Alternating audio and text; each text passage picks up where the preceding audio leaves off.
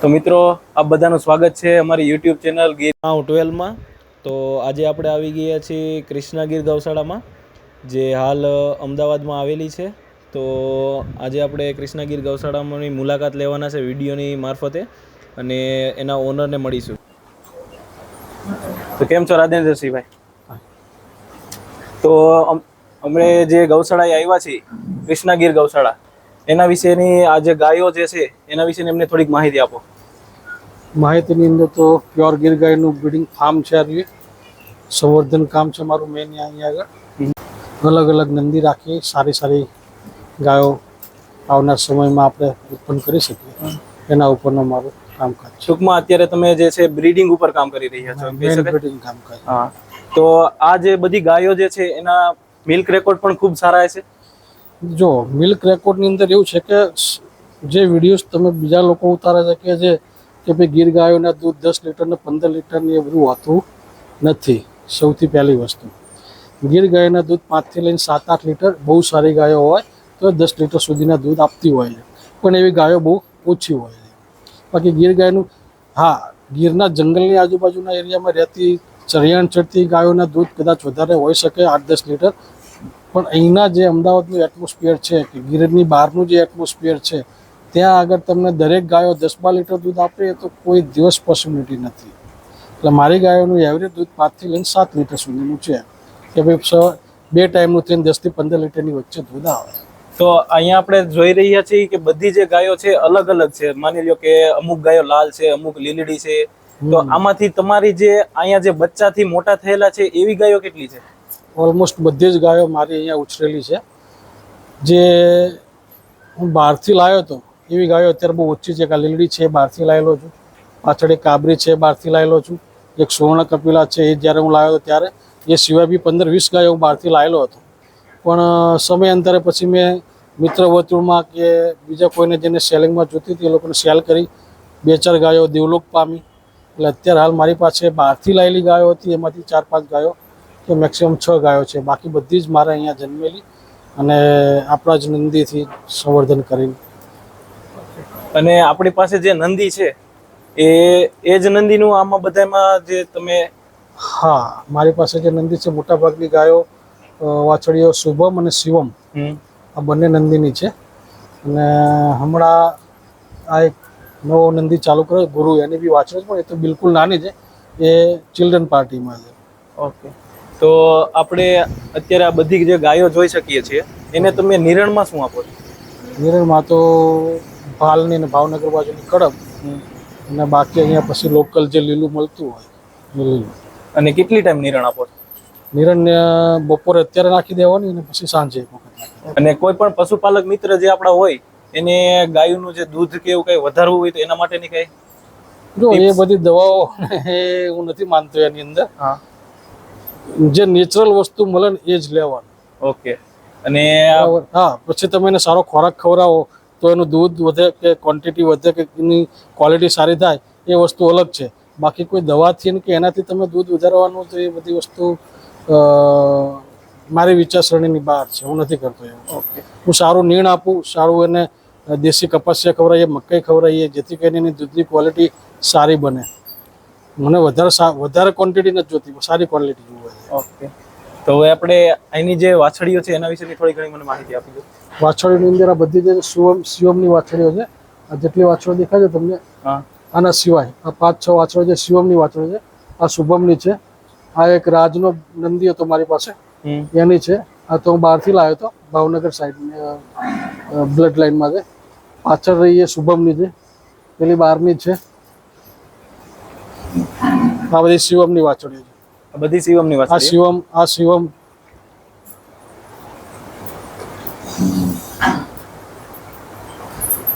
આ શિવમની છે, આ શિવમની છે। આ વચ્ચે 2 કાબરી રહી ને, શિવમનો એક નાનો ભાઈ હતો શિવાંશ, એની છે, પછી બાકી બધી શિવમની છે। ઓકે ઓકે, હવે આ જે બધી આ જે ગાયો છે એના વિશેની માહિતી? આ મોટા ભાગની શુભમની વાછડીઓ છે। આ શુભમ, આ રાજની વાછડી છે। ઓકે, આ શિવમની છે, પછી પેલે શુભમની વાછડી છે, પાછળની લાઈન રહી એ શુભમની છે, 2 વાછડીઓ, એક શિવમની છે, પેલી છેલ્લી રહી શુભમની છે। આપણી પાસે ઓલ્ડ બ્લડ લાઈનમાં ઓલ્ડ બ્લડ લાઇનની અંદર 50 વર્ષ જૂના સીવનમાંથી મેં એક આ નંદી અને એક અંદર એક ગાય છે, બે પેદા કરેલી છે, જે 50 વર્ષ 1970ના વર્ષના સીમનમાંથી પેદા કરેલી છે. ઓકે, તો મિત્રો તમે જે આ નંદી જે છે એ જોઈ શકો છો. ગણેશ એનું નામ છે. તમે આ નંદીને જોઈ શકો છો. એની હાઇટ, બોડી સ્ટ્રક્ચર, જે એની માથાની જે બનાવટ છે એ પણ તમે જોઈ શકો છો. અને એકદમ જે છે શાંત સ્વભાવનો જે નંદી છે. ના, શાંત બિલકુલ નથી. શાંત બિલકુલ નથી.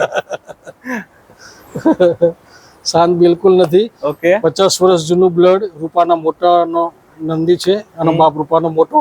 આની મધર જે છે બ્રાઝિલ રડારના વાછડાની વાછડી, એટલે આનો પરદાદો બ્રાઝિલનો રડાર છે, નાના પર નાના. ઓકે, એટલે આ બ્રાઝિલ બ્લડ કનેક્ટેડ છે અને આપણું ભાવનગરનું 50 વર્ષ જૂનો રૂપાનો મોટો એમ એ બ્લડમાંથી આવે છે.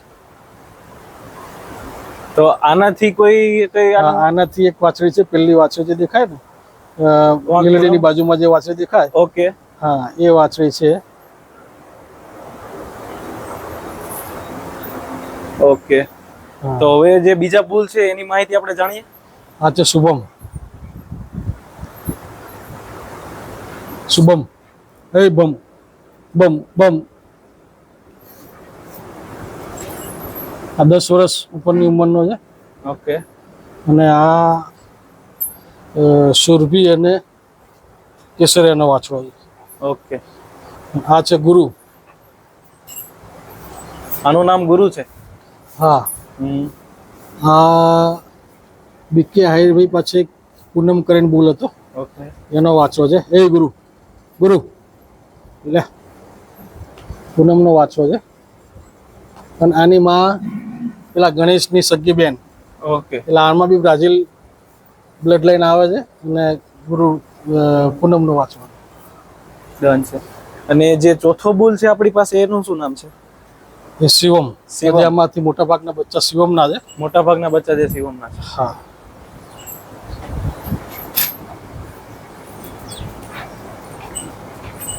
શિવા.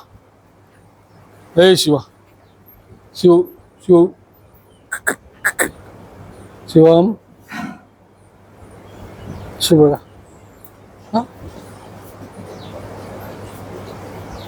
આ ડાયો. આ ખૂબ શાંત સ્વભાવનો છે. પેલો એક જ ખતરનાક છે, બાકી ત્રણ ડાયા છે. ઓકે. આ કાનન 49 ભાવનગર અને પાંખલિયો ભાવનગર, બાપુનું જ બ્લડ લાઈન, ભાવનગર સાગવાડી ગૌશાળાનું છે. ઓકે. આ ગણેશનું બીજ બી બાપુ પાસેથી સાગવાડીમાંથી જ લાવેલું. આ શિવમના બચ્ચા છે બધા. અને આ એક બચ્ચું છે ને, આ એક મારી આગળ ગોંડલિયાનો વાછડો હતો.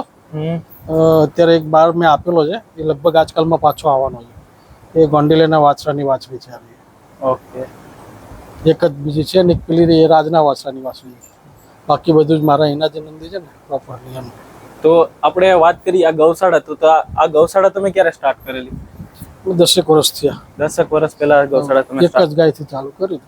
અને અત્યારે તમારા આ બધા જે ગાયો છે મોસ્ટ ઓફ જે કહી શકીએ એ બધા તમારી ઉછેર કરેલા છે. આ મારી વેચાતી લાયેલી સફેદ રહી એ વેચાતી લાયેલી.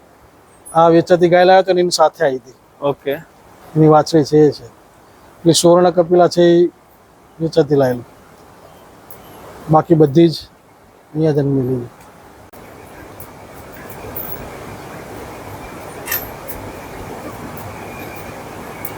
આ વાછડી શિવમની છે.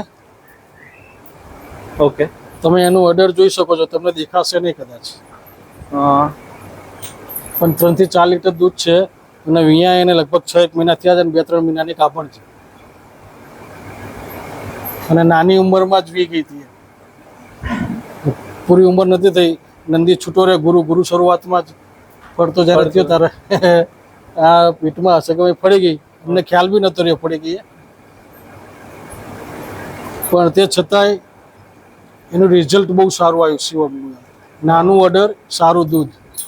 બીજી એક વાછડી શિવમની છે, એ પેલી બાજુ છે, એને બી સેમ ઓર્ડર છે. એક વાછડી હમણાં મારા એક મિત્ર લઈ ગયા, એને બી સેમ ઓર્ડર હતું, નાનું પણ દૂધ સારું. હા જોઈ લો. આ શિવમની વાછડી. તમને ઓર્ડર, તમે આમ નજીક જાઓ તો તમને દેખાય.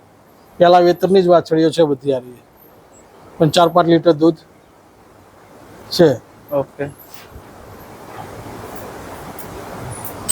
આ મારી પાસે એક ભૂતવળ બ્લડ લાઇનનો નંદી હતો, ધારણ કરીને એક ગાય હતી ભૂતવળની, બહુ રેકોર્ડ, સારામાં સારા રેકોર્ડની ગાય હતી.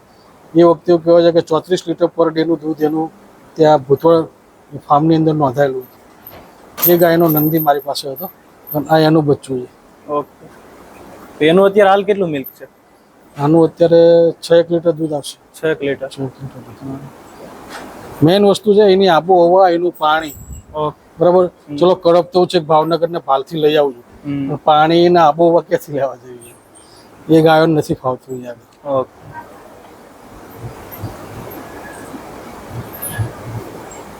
આ બધા શુભમના બચ્ચા.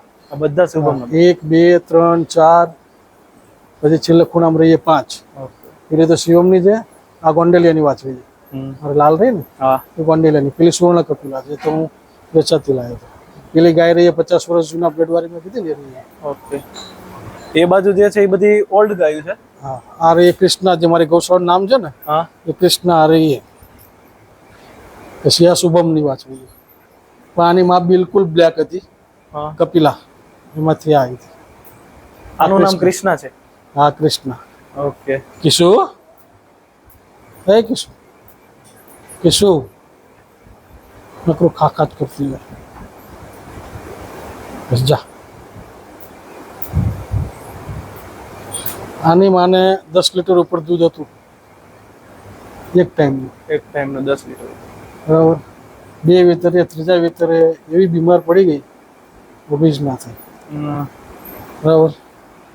એટલે વધારે પડતા દૂધમાં તકલીફ એ થાય છે કે બીમાર, ગમે ત્યારે બીમાર પડે ત્યારે પછી એને પ્રોબ્લેમ થાય. ઓકે. આની આ ગાયની આની માને બી 8-10 લીટર દૂધ હતું. આની માને? આની માને. એનું ઓર્ડર પણ બહુ સરસ છે. તો આનું ઓર્ડર છે ને એ આ ગુરુની બેન છે. ગુરુની બેન. હા, ફાધર બંનેનું એક જ છે, પૂનમ. એ પૂનમ ઉપરથી પૂનમના લીધે એનું ઓર્ડર નાનું હોય, બાકી આની માનું ઓર્ડર થોડું મોટું હતું અને એના લીધે એને બહુ તકલીફો પડેલી. જો કે 2-3 બચ્ચા મને અહીંયા આપ્યા, પણ છેલ્લે હમણાં પછી દેવ થઈ. ઓકે. એ ભૂતવા બ્લડ લાઈન છે એની માં અને ફાધર પૂનમ.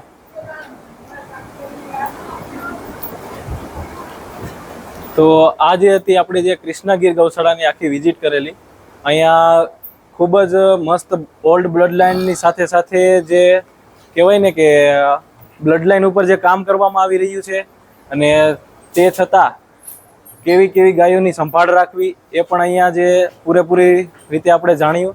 તો તમે અમારી યુટ્યુબ ચેનલને હજી સુધી લાઇક, શેર અને સબસ્ક્રાઈબ ન કરી હોય તો જરૂરથી કરજો. અમે તમારા માટે આવા નવા વિડીયો જે છે લાવતા રહીશું. ધન્યવાદ.